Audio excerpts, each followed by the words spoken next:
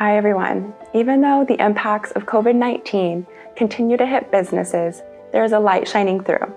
If you scroll through social media today, you will likely see a different message than on your TV screen. A message of hope, community, and strength. We're seeing people flip their homes and businesses upside down in order to offer help for those that need it. Through these trying times, humanity has band together to support one another. So, for this episode of Press On, we're asking shops across the country about the encouragement they've received and how they give back.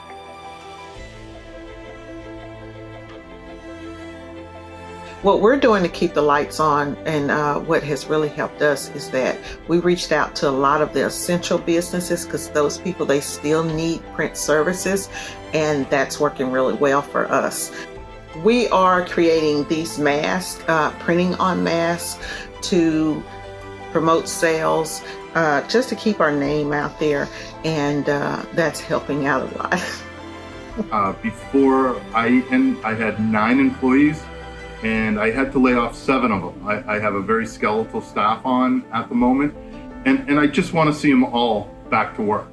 And as soon as I can, I want to bring them all back, and so that's sort of keeping my spirits up. And I don't want to see my shop go under in any way whatsoever. It's been around for 31 years. I've owned the shop for almost 20 years at this point, and I think I would do almost anything at this point to dig in and make sure that I survive the next few months, and hopefully the orders will start coming back. There's a couple things right now that are keeping me motivated. I think the main driver is sort of taking this opportunity to look at what Barrel Maker can be when we sort of go back to normal. I think it's rare that any business has an opportunity to sort of be able to step away. It's like this mandatory break right now. And what are some changes that we can make going forward in terms of just sort of being the business that we want to become?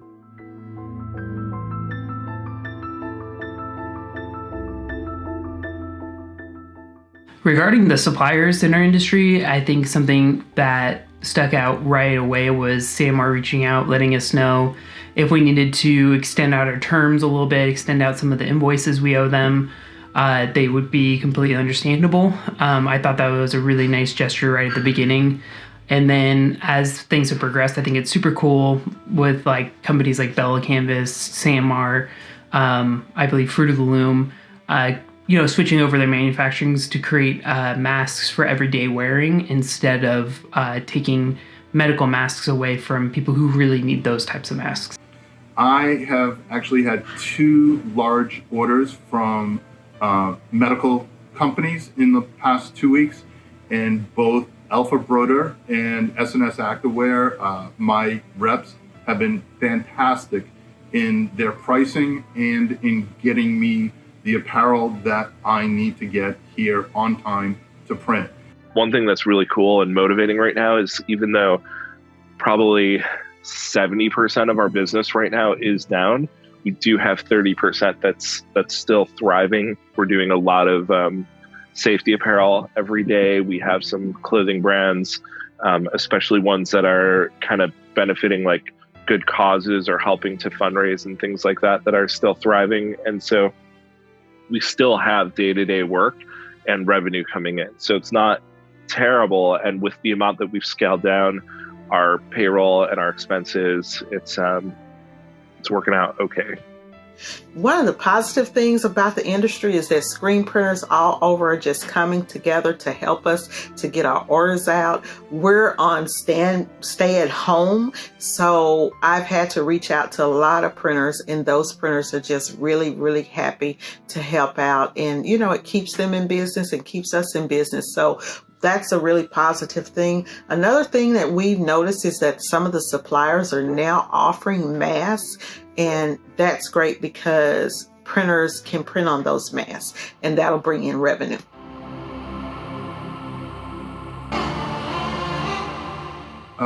One of the things that we're doing is offering free online stores to my customers.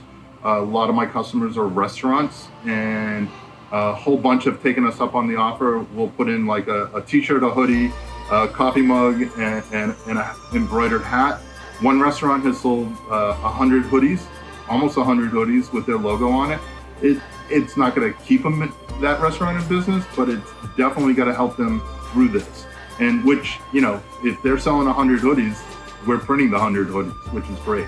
And so we started this thing, Saving Small Businesses, Chicago, and we gathered some of our favorite companies and venues and restaurants and things like that we really enjoy, and we sort of pulled them together, and we got shirt designs for all of them. And so we launched one fundraising store where basically the proceeds will be pooled together, and we'll do an even split with all those businesses. And so that's been a cool opportunity for us to sort of work with the community and make more of a community-minded effort. What we have done personally is we've created a store where 20% of the proceeds are going to the local food bank here.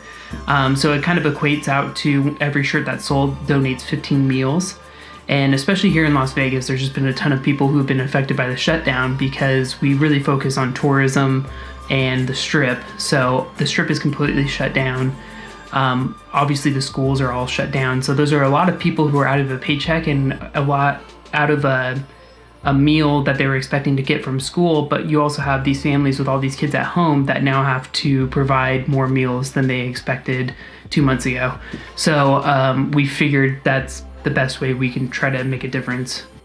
We're trying to support our community by creating these masks and giving these out to the elderly, nursing homes, cancer patients, anyone who needs one. We're also doing a t-shirt for Brookline Food Bank. Haynes is supplying us with free shirts for it, and we're doing the printing at no cost. And with all the money raised from these shirts, I think they're being sold for $20 online. And I know they've sold about 150 shirts so far. And all that money is going, 100% is going to the Brookline Food Bank in Massachusetts. I've been personally just super inspired watching some of these different companies sort of pivot and become really, really helpful to the community. One example of that is like the distilleries that are now making hand sanitizer, and how quickly they started to do it, and how they were getting beer donations from a lot of the local breweries to turn that into hand sanitizer. And so it's been super inspiring to me to watch all these business owners that I've worked with for a long time really dive in and figure out like how they could just do anything with the resources that they have to be as helpful as possible. A strong community like ours will persevere. We hope this video lifted your spirits and brought you hope for light at the end of the tunnel. If you have an encouraging story you'd like to share, post it on social and use the hashtag #Let'sPressOn. You may never know who may need to hear your story. Until next time, take care.